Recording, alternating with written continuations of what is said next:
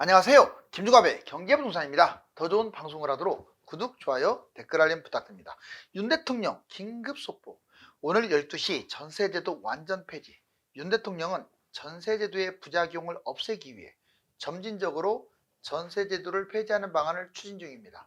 우선 전세대출을 금지하여 보증보험과 사고액을 줄여나가기로 했습니다. 또한 민간임대를 확대하고 에스크로 제도 도입을 신중하게 검토하고 있습니다.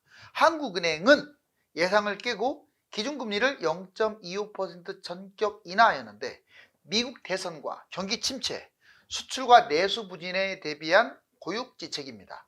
국토부도 1기 신도시 선도지구 13개 구역 35,897가구를 선정했습니다. 유료상담은 010-2616-6276.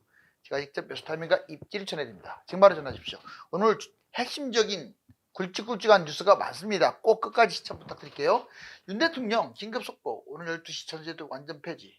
그렇죠. 이 전세제도가 양날의 검인데 여기 보시면 지금 떨어지려고 하네요. 이게 원래 그 사다리, 주거 사다리 역할을 했던 거거든요. 그런데 언제부턴가 부자들의 디딤돌 역할이 돼버렸어요. 윤 대통령 전세 폐지. 막히다 결국 전세대출 보증 문제도 심각해졌습니다. 그러니까 이런 문제 때문에 전세대출이 아예 금지돼 버린 거예요. 윤 대통령 전세 폐지, 전세대출부터 볼까요? 전세대출, 은행은 전세대출을 그냥 빌려주죠. 그런데 한계 초월됐어요. 그러다 보니까 무주택자까지도 전세대출이 금지된 거예요. 아주 심각한 거예요. 물론 그게 갭 투자가 아닌 경우는 문제가 안 되겠지만 거의 다 갭 투자를 끼고 이분들이 들어오는 거 아닙니까? 국민 분노, 형평성. 제 생각은 11월에서 1월 중 대출 해제라고 생각되는데 생각보다 길어질 것 같네요. 왜냐하면 이게 지금 단순하게 전세대출 금지가요, 가계부채를 줄이자는 측면만 있는 게 아니에요. 가계부채도 심각하지만 이 보증보험 사고도 아주 심각해요. 보증보험, 전세금 보증보험으로 보장하는 건데 한국주택금융공사, 서울보증보험 등 3곳 정도가 있죠. 지금 보증한도 주택가격과 담보인정 비율이 90%예요. 너무 사고가 많이 나다 보니까요, 이거 떼우기 바빠요. 여기 보시래요. 사고액, 전세보증 사고액 2022년 4조 3천억. 와, 어마어마합니다. 깡통주택 5곳 중에서 한 곳은 바로 전세 보증 사고예요. 특히 다세대 63%가 위험합니다. 굵직하게 본다면 전세 사기, 역전세, 깡통전세 뭐 이런 것들 4년간 5조 4,739억, 정말로 심각하죠. 이게 이러한 문제점이 무엇 때문에 생겨났습니까? 바로 전세제도 때문에 생겨난 거예요. 자, 오늘 뜨끈뜨끈한 뉴스를 한번 보자고요. 자, 한국은행 기준금리 인하 0.25% 원래 동결한다고 했는데 깜짝 인하를 했습니다. 진짜 고심 많이 했을 거예요. 왜? 금리를 인하하자니 뭐예요? 달러가 막 올라가잖아요. 달러 불안이 치솟을 것이고, 금리를 동결하자니 경기가 완전 곤두박질 칠 것 같고, 그래서 상당히 힘든데, 자, 먼저 한국은행 금리 인하 대출 규제 미국 금리 이렇게 한번 나눠서 보겠습니다. 시장 동결 예상을 깨고 3.25를 3.00%로 낮췄습니다. 0.25% 인하 이렇게 됨으로써 다시 미국과의 금리 격차가, 기준금리 격차가 벌어졌죠. 경제 침체 때문에 그랬고요. 또 하나는 미국 대선, 트럼프가 하도 정말 연병을 떨었기 때문에 이런 일이 벌어난 거예요. 수출도 지금 안 되고 있고요. 내수까지도 침체에 빠졌습니다. 이걸 살리려면 금리를 낮춰야 할 거 아닙니까? 그래서 금리 인하. 다만 부작용도 좀 있을 거예요. 1,400원 언저리에 걸쳐있는 원달러가 다시 또 달러가 뛸 가능성이 커요. 그리고 가계대출 증가 위험성도 있죠. 자, 대출 규제. 이건 이제 정부하고도 관련된 건데, 대출 규제, 전세대출, 집단대출이 사실상 금지. 주담대 대출도 제한이잖아요. 더군다나 내년부터는 3단계 스트레스 DSR. 대출금리 금액이 아예 제한된다고 보면 돼요. 이자는 올라가고 금리는 이 금액은 줄어들고 다만 금리 기준금리가 인하가 되니까 이 스트레스 DSR 자체는 가상금리가 붙지만 전체적으로 또 금리가 내려가는 그런 상황이죠. 가계대출이 감소되고 집값 하락이 진행되면 이 두 가지 집값이 떨어지거나 가계대출이 줄어들면 당연히 지금 진행하고 있는 대출 규제 이거 사라지겠죠.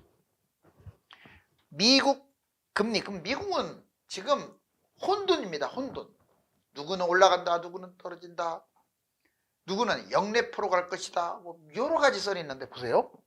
배드 역환매 조건부 채권 다른 말로 역레포로 간대 0.05% 인하.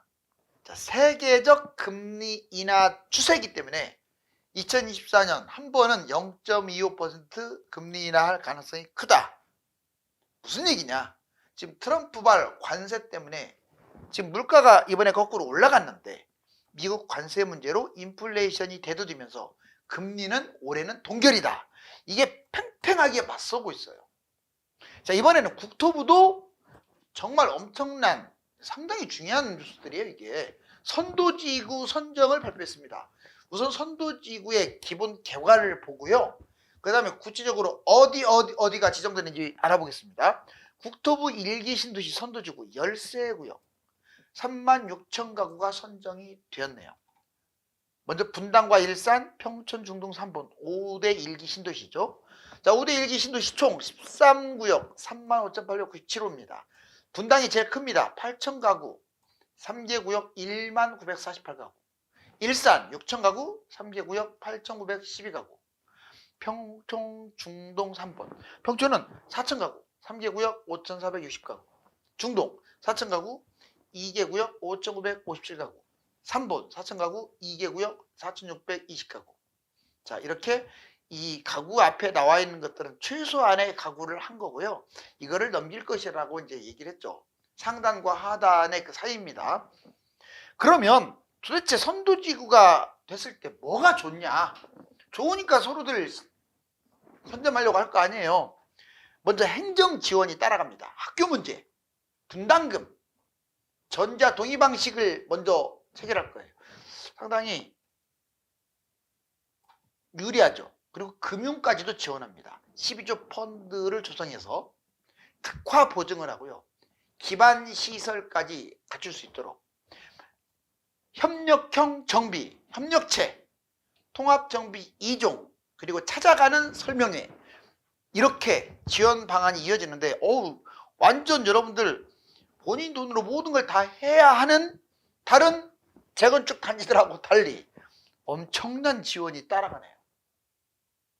자, 그러면 여기 보실래요? 한미 기준금리 추이하고 1기 신도시 선도지구 구체적인 곳을 볼까요?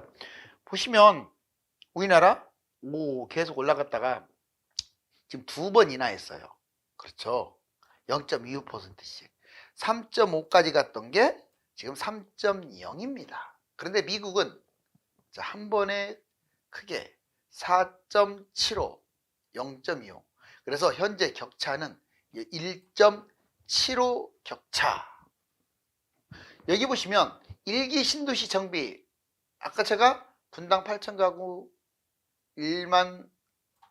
10,948가구 이게 지역 기준 할당이고 오른쪽은 선정 결과인데 일산, 평촌, 중동, 삼봉 합계 총 26,000가구 선도지구 총 13개 구역 35,897가구예요.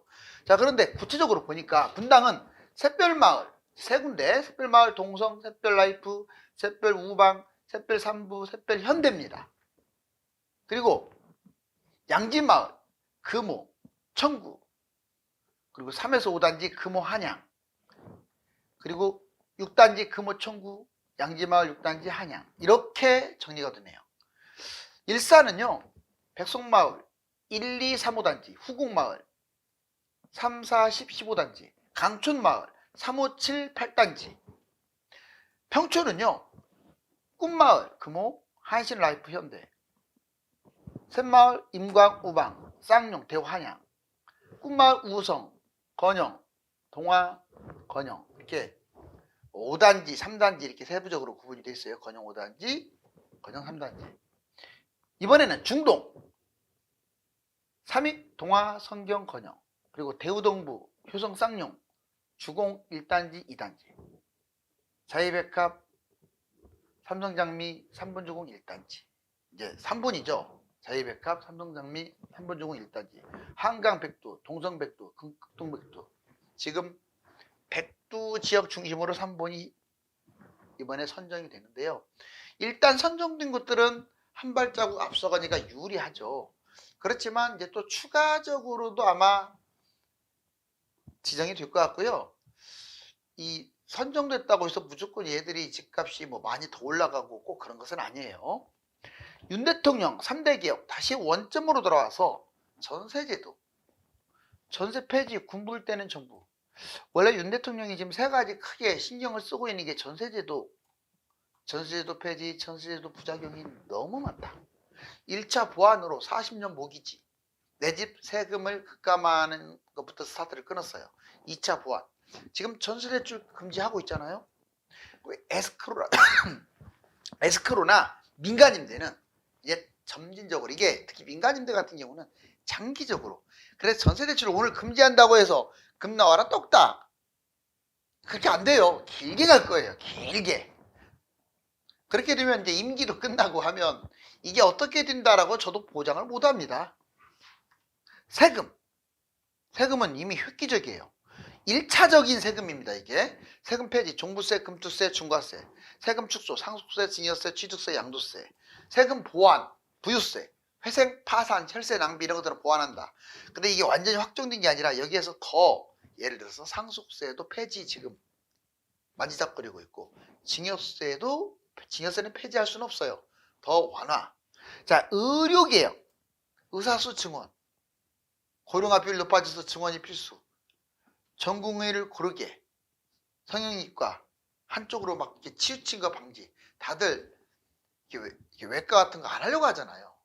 그런 걸 하면 할수록 오히려 국가에서 지원을 확 해줘야 돼요. 뭐 쉽게 돈 버는 사람은 없지만 기피하는 곳들이 왜 기피를 합니까? 힘드니까 기피하는 거잖아요. 여러분들 김사부 아시잖아요. 오히려 그런 쪽에 정말 월급을 왕창 벌 수 있도록 국가에서 대규모 지원을 하고요. 너나는 할 것이 몰리는 그럼 직종 그쪽 부서는 지원을 확 줄였으면 좋겠어요. 본인들이 아무래도 받아가는 돈이 적으면 사람들이 덜 몰리겠죠. 의료개혁, 의료기술 첨단산업, 해외 수출 지원. 그쵸. 이게 앞으로 진정한 의료개혁은 단순하게 의사수를 늘리고 줄이고 이것보다도, 자, 의료 선진화. 물론 우리나라가 세계 탑을 달리는 곳도 있어요. 의료가 상당히 발달했습니다. 그렇지만 전반적으로 확장시키고 다른 나라에 뿌리를 내릴 수 있도록, 여러분들 미국하고 유럽만 다른 나라에 기술 이전하라는 법이 있어요. 이제 우리나라도, 대한민국도 미국, 유럽처럼, 자, 3축을 형성해 가지고 다른 나라에 영향을 줘야죠.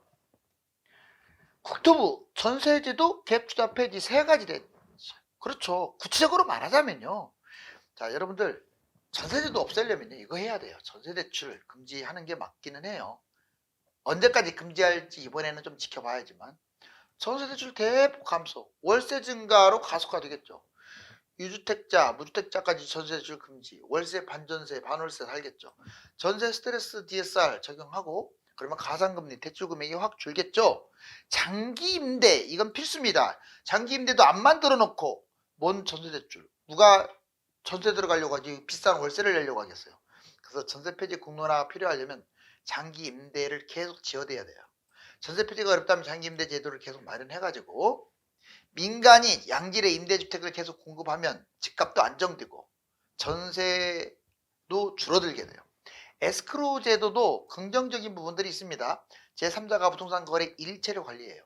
지금 우리나라는 전세 보증금을 집주인이 그냥 먹어요. 물론 나중에는 돌려주지만 이런 게 어디 있습니까? 그러니 전세 사고가 나는 거잖아요. 이걸 금융기관에 예치해서 공인중개사가 전세금을 아예 금융신탁사에 예치하는 그런 제도, 에스크로 제도, 이게 도입이 돼야겠죠. 또 하나 전세제도에서 치명적인 약점이 갭 투자를 주장한다는 거예요. 전세 사시는 우리 임차인들은 싸게 사니까 좋다. 좋아요. 그런데 본인이 무주택일 경우 정말 빈부격차가 미친 듯이 벌어집니다. 임대인은요, 이 전세를 도약대, 발판, 용수철로 삼아가지고 확 자기 자본을 불려요. 근데 전세를 사는 임차인들은 자기를 밟고 부자들이 돈 번다는 생각은 전혀 못하고 내 돈 월세 내기 싫으니까 전세 산다. 이렇게 정말 소극적으로. 여러분들 지금 1억은 10년 지나면 이것저것 따지면 5천만 원도 안 돼요. 돈 가치가. 1억이 그대로 있다고 해서 1억이 아니라고요. 5천만 원도 안 된다니까요. 그런데 부자들은 그 1억 가지고 5억을 불린 거예요. 집값이 뛰어가지고. 이게 바로 갭 투자입니다. 전세 대출이 가장 크고요. 전세 살고 갭 투자하는 거죠. 실거주 폐지, 비조정지역, 이것도 갭 투자를 조장해요. 조정지역으로 만들면 줄어들겠죠. 임대주택 사업, 요즘은 혜택도 많이 줄었지만 이것도 여러 채를 잡기 때문에 갭 투자 조장. 일시적 2주택, 뭐 3년간은 주택수에 제외한다. 이것도 역시 갭 투자를 주장하는 거고요. 자녀 명의, 소액 갭 투자. 그러니까 자녀에게 뭐 대여를 한다든가 뭐 이런 것, 뭐 증여는 뭐 그런 세금을 내는 거니까 상관없지만 이것도 갭 투자 조장이에요. 무려 5가지나 있습니다. 전세제도 폐지 시의 변화, 국토부 장관이 쏘아올린 전세 폐지론. 월세가 이제 문제점은 전세를 폐지하면 월세 폭등할 가능성이 크죠. 왜?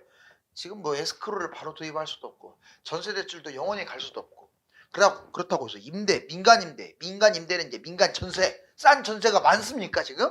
시간이 걸리지? 월세 금액이 3% 이상 급등할 수 있고 일반 서민들의 생활이 궁핍해질 수가 있어요. 물가 상승과 급여 상승도 부추길 수가 있어요. 왜? 월세를 많이 내니까. 이런 문제점은 있어요. 그렇지만 더 큰 문제는 무주택자들은 가난해지고 유주택자들은 무주택을 빨판 삼아서 갭 투자해가지고 돈을 많이 벌어서 양극화가 된다는 게 더 심각한 거죠. 집값 봐라. 전세를 바탕으로 한 갭 투자가 사라져야 돼요. 집값 떨어집니다. 아마 전세 폐지되면 집값 떨어질 가능성이 커요. 처음에는 이제 월세 때문에 올라갈 수도 있겠지만 궁극적으로는 하락이 맞아요. 자신의 돈과 대출로만 매입한 사람도 내 돈으로 또는 대출로만 매입해야지 갭 투자가 없잖아요. 그러니까 집값 떨어질 가능성이 커요. 그리고 상승장에는 덜 뜁니다. 빨판이 없으니까. 하락장에는 지지선이 없다 보니까 전세가 없다 보니까 폭락을 해요. 입지 양극화도 사라질 가능성이 커요. 근데 전세제도가 폐지되면 입지 양극화가 심화됩니다. 실거주 비율이 높아진 아주 상급지는 계속 집값이 뛸 거예요. 해외처럼 부동산 양극화가 완전히 심해지죠. 우리나라는 다른 나라에 비해서 양극화가 심하지 않아요. 착각하지 마세요. 강남 비싸다. 뭐 경기도는 이렇게 지방은 이렇게 집값 싸. 이렇게만 비교하는 게 아니에요. 몇 배로 벌어졌느냐? 이거 따졌더니 우리나라가 오히려 더 좁아요. 이게 해외 여러 도시들이 훨씬 더 격차가 심합니다.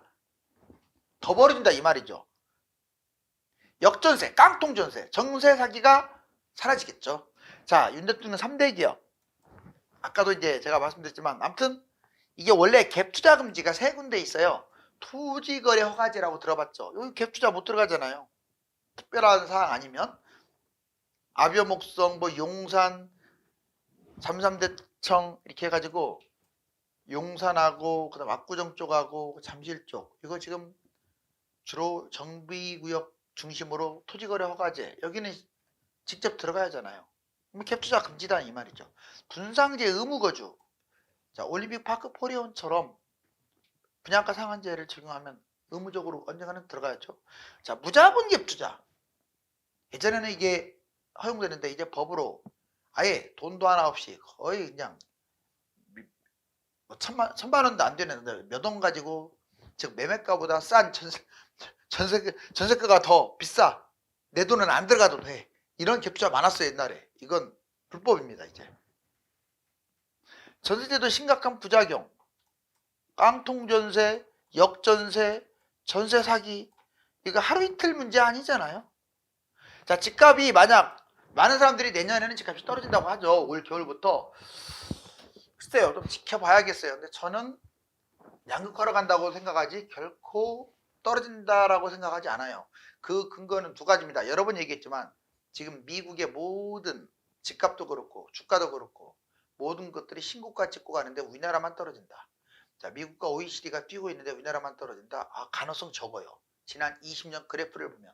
두 번째 문제는 바로 기준금리 인하입니다. 그렇다고 해서 뭐 폭등을 한다 이런 개념을 떠나가지고 양극화로 갈 곳은 가고 마유예요. 나만의 길. 자, 그리고 떨어질 곳들, 못 간 곳들은 좀 더 부진할 가능성이 커요. 그렇지만 혹시나 또 올라가면 이럴 수 있습니다. 희망을 좀 드릴게요. 만약 내년에 올라간다면 상급지 그동안에 신축만 뛰었잖아요. 구축이 뛸 가능성이 커요. 못 가는데 키 맞추기로 서울, 경기 안 올라간 곳들 있죠. 특히 외곽 같은 경우는 덜 올랐잖아요. 여기들이 뛸 가능성이 커요. 그리고 재개발 있죠. 재개발 빌라가 상대적으로 아파트에 비해서 원래 같이 가는데 좀 덜 뛰었거든요. 그러면 이제 아파트가 되는 이 재개발 추진 단계의 빌라들이 뉴타운이라든가 또는 그냥 재개발, 뭐 신속통합, 모아타운 이런 것들이 올라갈 가능성이 커요. 자, 이제 전세제도가 폐지되면 이런 깡통 전세 같은 부작용은 사라지겠죠. 오늘 굵직한 뉴스들이 많습니다. 전세 폐지 파장과 실효성, 금리 인하와 일기 신도시 선도지구 선정 등이 과연 집값에 어떤 영향을 줄까요? 감사합니다.